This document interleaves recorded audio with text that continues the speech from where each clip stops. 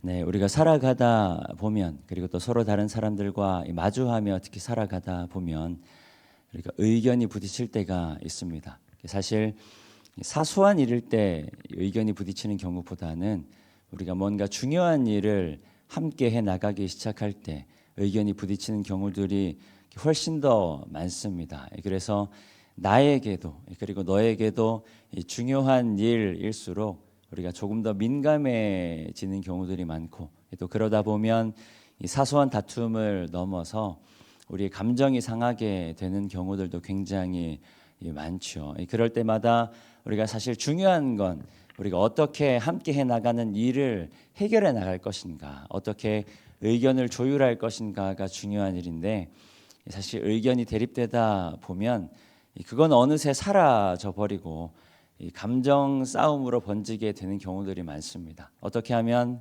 내 의견을 관철시킬 수 있을까? 무엇이 더 좋은가? 혹은 무엇이 더 나은가? 무엇이 더 우리에게 유익한 의견인가를 고민하기 시작해서 그것에서 그치는 것이 아니라 어느새 그 일들은 사라지고 어떻게 하면 내 의견을 너희에게 관철시킬 수 있을까 하는 이 감정 싸움으로 넘어가 버린 경우들이 굉장히 많습니다. 교회 일도 그런 경우들이 상당히 많죠. 우리가 교회 사역을 하다 보면 또 부서에서 일들을 하다 보면 중직을 맡은 분들일수록 중요한 일을 맡아 감당하는 분들일수록 그리고 우리가 큰 일을 맡아 감당하는 상황일수록 그런 경우들이 많은 것 같습니다.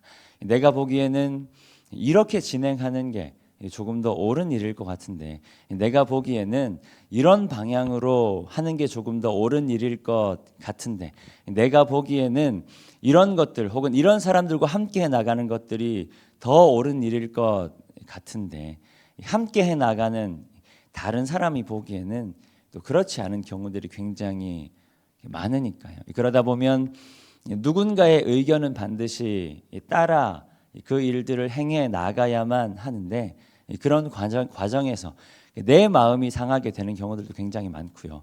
그리고 내 마음이 상하지 않으려면 다른 이들의 마음을 상하게 해야 하는 경우들이 굉장히 많습니다.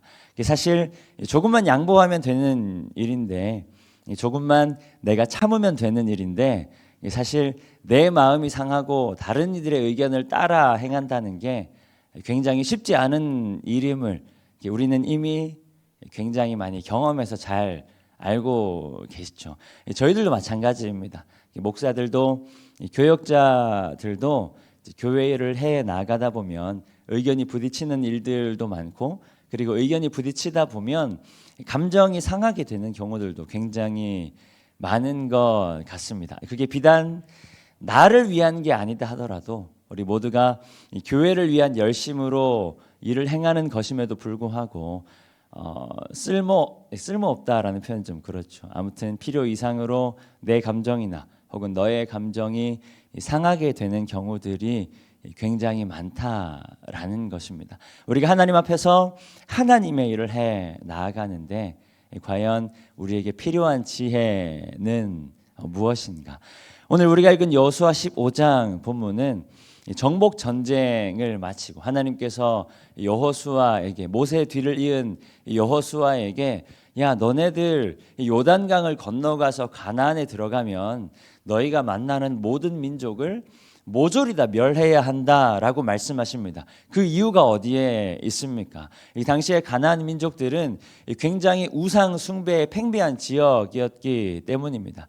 40년 광야 생활을 지나서 그러니까 40년 전에 애굽을 나와서 종으로 살던 이스라엘 백성들을 40년 광야 생활 동안 겨우 종에서 벗어난 하나님의 백성으로 만들어 오셨는데 종에서 벗어난 하나님을 따르는 민족으로 하나님께서 40년 동안 광야에서 이들을 그렇게 힘들게 만들어 오셨는데 그 40년 광야 생활을 지난 요단 저편의 가나안 땅에 들어가면 그것보다 이들을 더 힘들게 할 이들의 믿음을 더 많이 흔들어 놓을 수 있는 그런 우상이 팽배한 지역이 바로 가나안 지역이었기 때문입니다. 그래서 하나님께서 이스라엘 백성들에게 그리고 이스라엘 백성들을 이끌어갈 여호수아에게 야 너희들 가나안으로 들어가면 반드시 그 땅을 멸해야 할 것이다.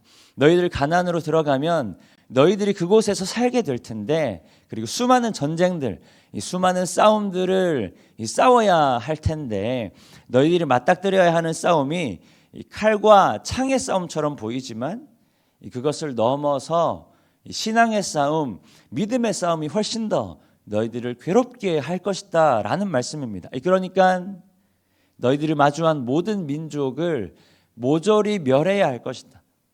우리가 보기에는 그리고 당시에 하나님의 백성들의 눈으로 보기에는 그곳에 살고 있었던 모든 민족을 다 말살한다는 건 조금 지나친 처우처럼 보일 수도 있습니다. 조금 지나친 일처럼 보일 수도 있습니다. 그럼에도 하나님의 말씀은 그곳에서 모조리 멸해야 할 것이다. 왜냐하면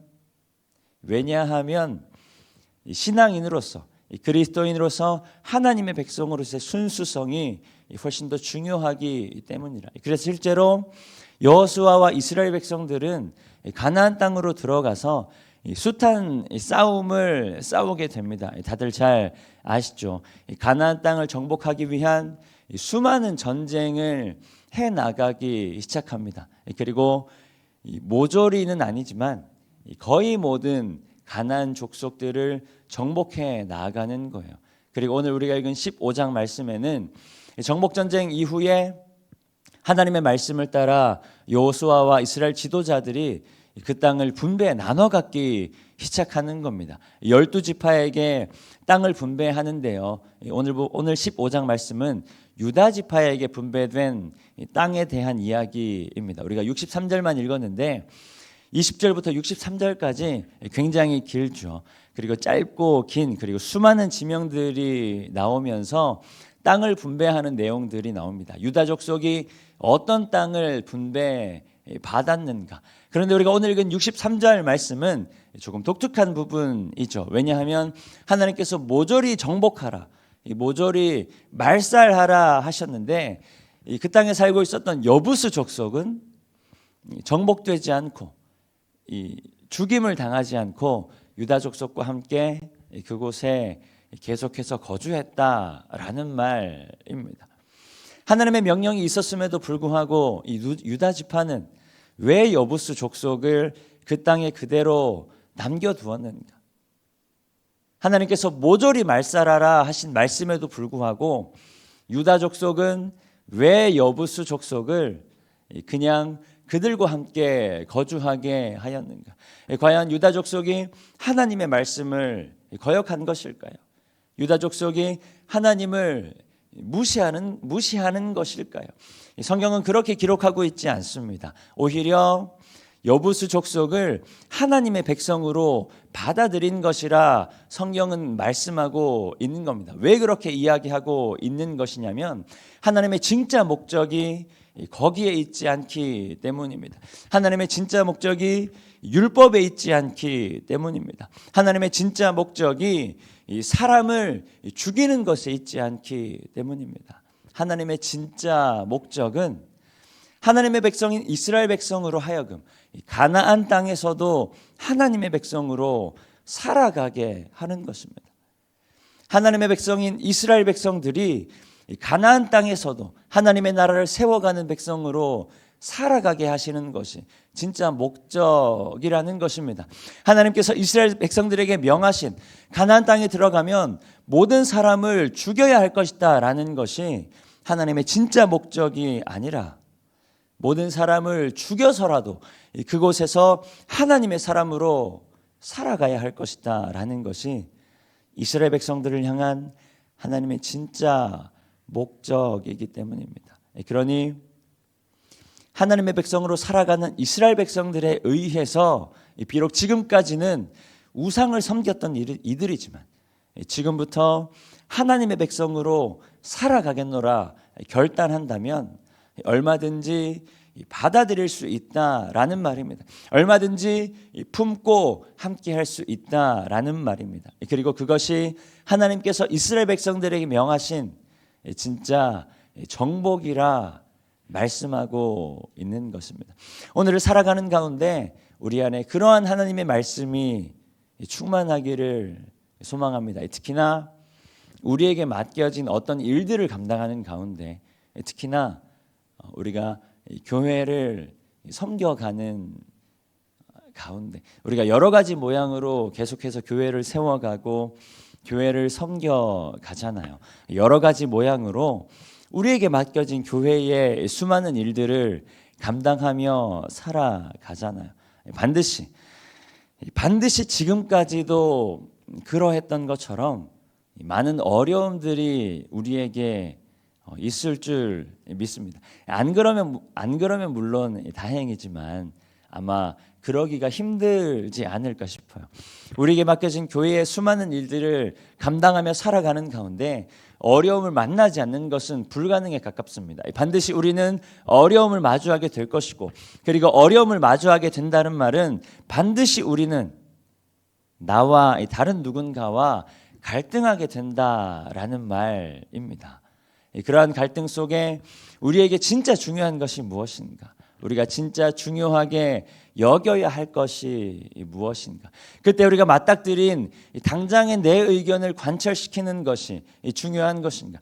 나에게 주신 하나님의 말씀이 있기 때문에, 나에게 주신 하나님의 뜻이 있기 때문에 내 마음 안에 있는 그 뜻을 관철시키는 것이 중요한 것인가? 어쩌면 내가 들었던 하나님의 말씀이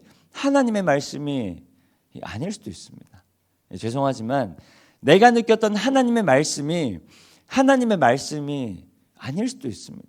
내가 느낀 하나님의 마음이 아닐 수도 있다라는 말입니다.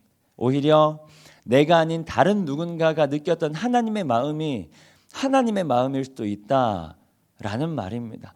우리는 반드시 이것을 늘 기억해야 할 줄 믿습니다. 하나님의 마음이 어디 있는가? 나에게 주신 마음을 관철시키는 것에 있는 것이 아니라 하나님께서 맡기신 한 영혼이 하나님 안에서 하나 되게 하시는 것이, 그게 곧 하나님의 마음인 줄 믿습니다. 그게 곧 하나님의 역사인 줄 믿습니다. 그러하니 내 뜻을 관철시키는 것이 하나님의 뜻이 아니라 내 뜻과 너의 뜻이 서로 다르다 할지라도 우리가 함께 하나님 허락하신 귀한 믿음과 하나됨 안에서 하나님 안에 함께 협력하고 연합하는 것이 하나님의 뜻인 줄 믿습니다. 그러니 내 뜻을 관철시키는 것이 표면적인 하나님의 말씀, 하나님의 규범을 지키는 것이 진짜 정복, 진짜 하나님의 사역이 아니라 서로 다름 가운데 우리가 함께 협력하여 섬기며, 그리고 서로 다르다 할지라도 우리가 하나님의 마음으로, 그리고 예수 그리스도의 사랑으로 전혀 다른 사람들, 전혀 다른 의견들을 함께 품어내고, 그리고 그 가운데에 하나님 원하시는 연합을 이루어가는 것이, 하나님 원하시는 하나됨을 이루어가는 것이 진짜 정복, 진짜 하나님의 뜻인 줄 믿습니다. 그래서 우리 안에 그 지혜가, 또 우리 안에 그 사랑이, 우리 안에 그 은혜가, 우리 안에 그 하나님의 능력이 있기를 소망합니다. 이 시간 주신 말씀 기억하며 함께 기도하겠습니다.